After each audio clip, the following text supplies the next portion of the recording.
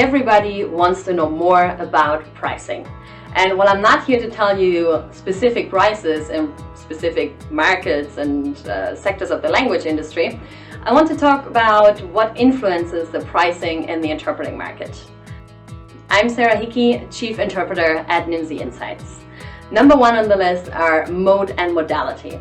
So there's different modes like consecutive, simultaneous, and whispered interpreting, and different modalities about whether the interpreter is on-site or remote, doing, for example, over-the-phone interpreting or video remote interpreting.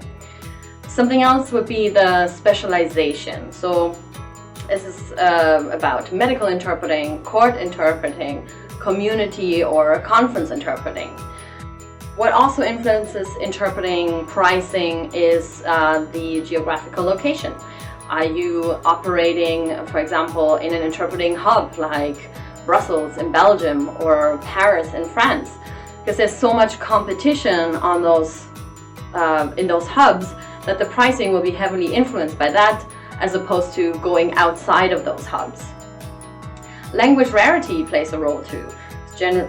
As a general rule of thumb, if the language is more rare, there will be fewer interpreters, so rates tend to be higher as opposed to the more common languages where there's more interpreters, so rates can go down. And then last but not least, government budget.